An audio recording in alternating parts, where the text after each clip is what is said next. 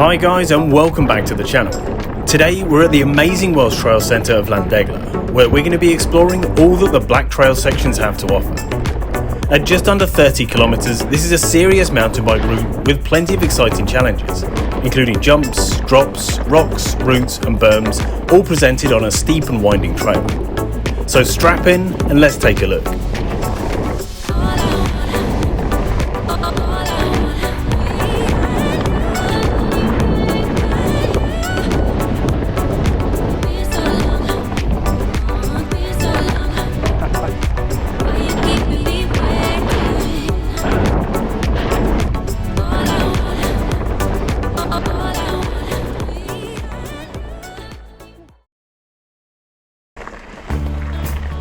So, like all the trails here in Llandegla, you have a long climb right out the car park, but this means that you get a chunk of climbing out the way early. The black trail sections are halfway around the red trails, so you get a good warm up before hitting the harder sections. This of course isn't anywhere near the hardest climb of the trails, so make sure you're prepared. From the top of the hill you make your way into the first piece of single track, which is the beginning of the flowing blue. This is a good change of pace after the long climb, and a good opportunity to get used to the trails. Keeping left towards the end, the blue trail eventually turns into the start of the red trail. The first few sections of the red trail are a bit of a mixed bag. There are definitely a lot of fun elements to them, and they contribute to the awesome trail vibe here with some fast sections and plenty of berms and small features.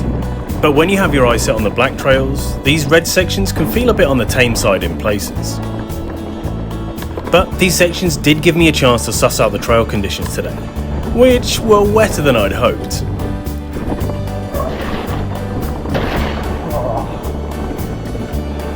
But the sun was shining today, so a little water wasn't going to dampen my spirits.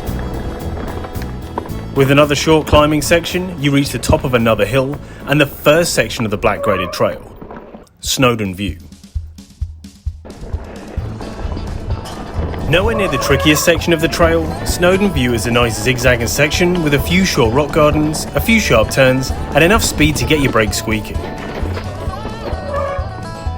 But this section is merely a gateway to the real downhill black trails, Parallel Universe and Big Jims. So I've not explored these trails before, so I don't really know what's coming, but there is a bit of an entry feature there, so let's just go and take a quick look. So Parallel Universe has this classic squirrel catcher feature at the start. Just a roll really. A few people have caught their chainring on there maybe, but nothing too difficult. So I dropped straight in.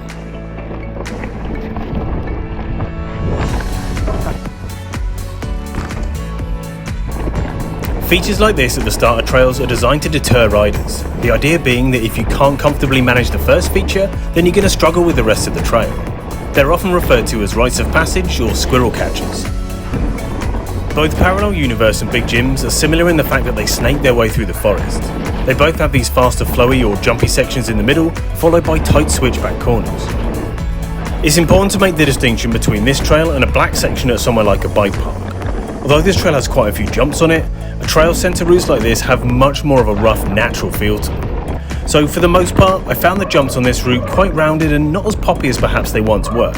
But this is a mountain bike trail and not a manicured bike park downhill run. That being said, this trail is fun. The speed you get on some of these sections is great, the jumps and rollers keep things interesting, and there are some big long rock garden sections. Great for testing your suspension and bike control. As the first proper black trail section, this is a good intro to the type of thing you should be expecting on the rest of the trails. So that was Parallel Universe. It was a good fun trail, it was nice and windy, lots of features on it. Yeah, the jumps seemed a bit unloved. There weren't really any lips on the jumps. They were more just sort of large rollers than anything else. But no, still a good section. I'd do it again. Back up at the start by Parallel Universe, there's also the option to ride Big Jims.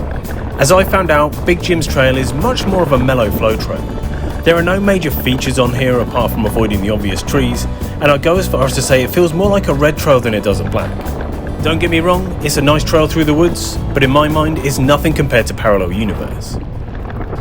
Once you're down these sections, you drop straight into the steep entrance of Drop Shore. Coming in hot with a rock garden into berm transfer, this shore section strikes the right balance between excitement and steep flow. just the kind of excitement you need after riding big gyms. Next is a section that I've heard lots about. Dave the Fox is a great section of single track. It's fast and windy. You really have to be focused on your line on this trail because there are plenty of tree stumps to catch you out and plenty of opportunities to go over the bars, which I suggest you avoid. This is an interesting and active trail section.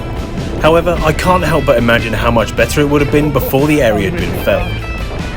It would have been a fast-paced trail through the woods, dodging trees and branches where you wouldn't be able to see too far in front of you. With the trees removed, you have a clear line of sight all the way down the trail and you can see every feature way ahead.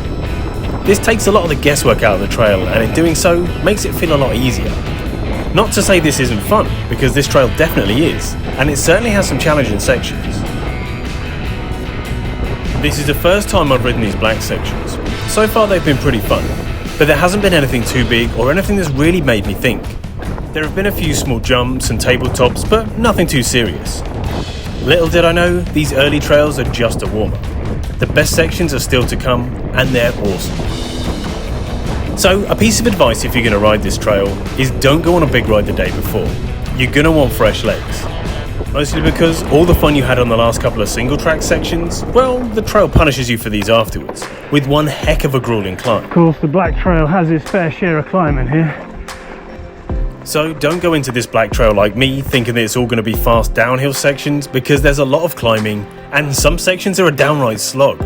Especially like me if you decided to ride your Enduro bike, a machine not known for its climbing prowess. But at the top of every climb, you've got a reward. There we go, another black trail. Now this section is worth a ride.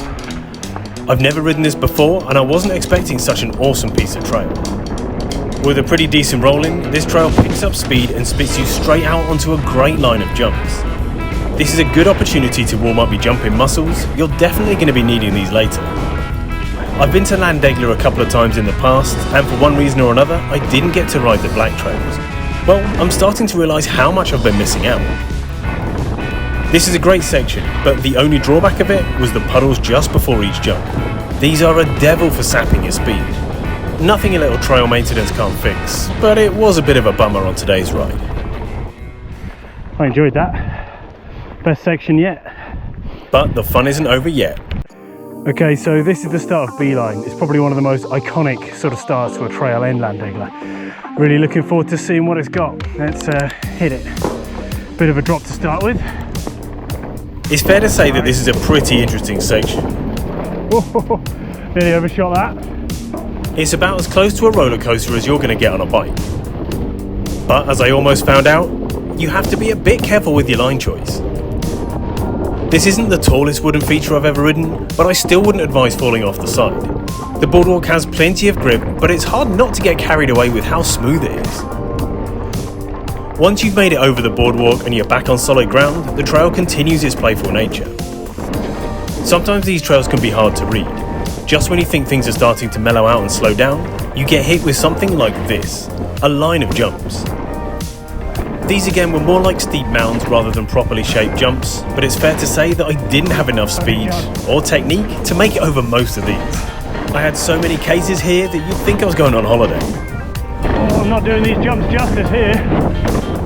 But eventually I managed to get my eye in and I cleared the last few. All in all, an amazing section of trail. Nice. Well, I made that section look dreadful, but that's what you come to the channel for, right? To watch me struggling around mountain bike trails. So it turns out riding the whole blue trail and then riding the red with all the blacks in is a bit of an epic mission. My legs are absolutely goosed. But it's not over yet, because the features are going to come at you thick and fast, starting off with a few smaller jumps. Then the trail picks up a bit of speed for some medium jumps. And then there are these huge tabletops. Nowhere near enough speed for that one. Whew. My suspension will definitely be needing a good service after this ride. The rest of this trail is a really fast line with a number of racer jumps. This section definitely seems to be one of the faster ones on the trail, and as you can see, there's plenty to keep you occupied. The jumps keep coming at you, and if it wasn't for these puddles before the jumps, it would be a perfect piece of flow trail. I really can't wait to come back and ride this again, especially now I know what's coming. But even riding it blind is awesome fun. Whew. That was good. As well as speed, the Black Trail also has some tech, in a form of these drops. So just off of the main Black Trail, we've got another awesome little section here. Let me take you to the end. Doesn't look like much, but you've got a small drop to the left, sort of rollable one in the middle, and then this bad boy on the right. I know you can't see it on camera, but that isn't the bottom. This is actually the bottom here. Still can't see it. So if you come off there and hit that, you're not landing till you get around here. So yeah, it's quite a drop. I decided to give it a go, but instantly lost my line and had to guess. It's not a good start, is it? Oh, that's sketchy for me. It wasn't pretty, but I made it down in one piece. These 3 drops mark the point where the Black Trail sections join back onto the Red Trail and start heading towards the trail centre. But have no fear, this isn't the end of the fun, because there are some brilliant trail sections yet to come. These are packed full of great features, awesome challenges and fast descents. The perfect way to round off an amazing day out on the trails. So for me, that's the end of our adventure on the Llandegla Black Trails. I hope you enjoyed this video. Don't forget to hit the like button and leave a comment, and I'll see you next time.